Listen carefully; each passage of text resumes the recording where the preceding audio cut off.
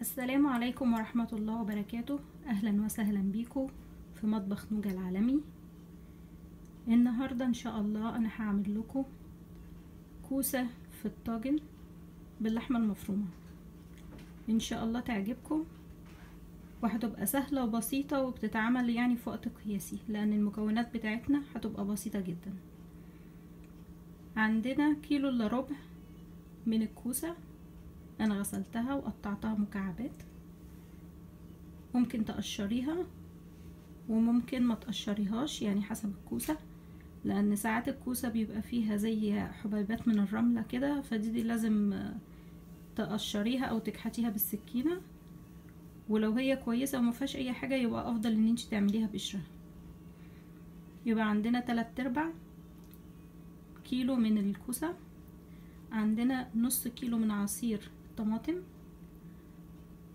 بصلاية متقطعة مكعبات صغيرة، في لحمة مفرومة حوالي 1/4 كيلو او حسب رغبتك، تحبي اكتر تحبي اقل. عندنا معلقة من الزبدة الكبيرة، معلقة كبيرة. زيت زيتون او اي زيت انت بتحبيه في الطبيخ بتستعمليه. كوباية من شوربة الفراخ او اللحمة، وطبعا ملح وفلفل. يلا نبتدي مع بعض ونقول بسم الله الرحمن الرحيم ونبدأ الأكلة بتاعتنا. أول حاجة عملناها إن أنا حطيت الزيت وحطيت الزبدة مع بعض لحد لما الزبدة ساحت والطاسة بقت سخنة. هبتدي أحط مكعبات البصل. احنا مش هنحمره، هو بس يدوبك دقيقتين كده مش أكتر، لأن أنا عاوزة أعمل الأكلة دي كلها ني في ني، لأن الكوسة صحية وجميلة، والمفروض ان احنا نحاول ولادنا كده على طول نأكلهم خضار ورز، مش كل حاجة يبقى الأكل السريع والفاست فود والحاجات دي، لأن طبعا الخضار جميل ومفيد.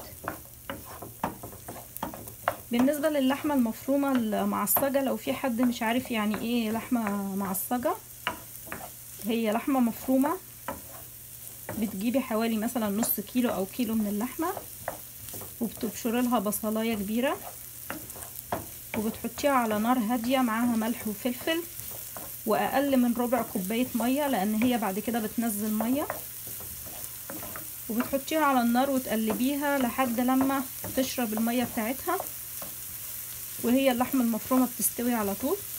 فهي دي بتبقى لحمة مفرومة معصجة، وطبعا بتعملي كمية منها وممكن تستعملي حبة والباقي بتشيليه في الفريزر. كل ما تحبي تستعملي لحمة مفرومة مكرونة في بشاميل او في طبيخ او في حاجة بتطلعيها وبتستعمليها، بتبقى جاهزة وسهلة. دلوقتي البصل بتاعنا دبل شوية، هسيبه دقيقتين كمان وبعدين هقول لحضراتكم هنعمل ايه. اهو البصل بتاعنا اهو دبل، فهنروح منزلين الطماطم، عصير الطماطم، وهحط كمان اللحمة المفرومة،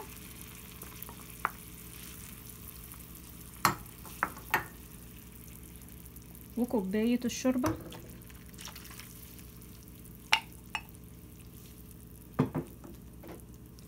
وملح وفلفل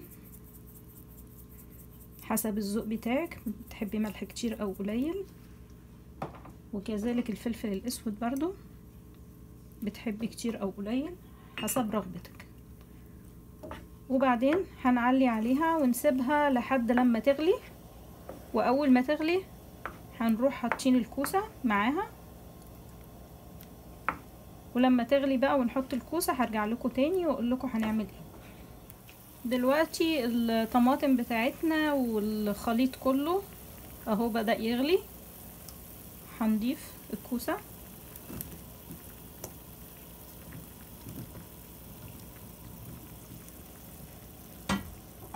وهنسيب الكوسة كده مع الخليط ده لمدة 5 دقايق، وبعدين بعد كده هنجيب البرام ونحطها في البرام، وبعدين ندخلها في الفرن متوسط الحرارة لحد لما تستوي الكوسة.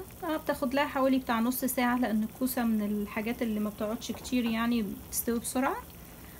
وبعدين حضرتك تشيلي بقى، هنغطيها بفويل، وبعدين تشيلي الغطا الفويل وتسيبيها مثلا 5 دقايق كمان تحت الشواية كده، او ممكن تشغلي الشواية يعني حبة صغيرين علشان الوش بتاعها يتحمر. وهرجع لكم بقى ان شاء الله بعد ما البرام يبقى جاهز، وهوريكم شكله بيبقى ازاي. طبعا الطبخة يعني سهلة جدا ومبتاخدش وقت طويل، وبتتقدم معاها رز بالشعرية، رز ابيض، او مثلا رز اصفر زي ما تحبي. هوريكم بقى شكل الطاجن لما يبقى جاهز ان شاء الله. ده الطاجن بتاعنا بعد ما استوى وجاهز وبقى شكله جميل اهو. ان شاء الله يعجبكم وتجربوه، وبألف صحة وعافية. وبطلب من حضراتكم انكم تبعتولي لايك وشير وسبسكرايب، ولو ليكوا اي اسئلة ابعتوها لي، ولو ليكوا اي اكلة عاوزين تعملوها، سواء اكلة مصرية عربية او اكلة عالمية، قولولي وانا ان شاء الله باذن الله هعملها لكم. متشكرة قوي، وسلام عليكم.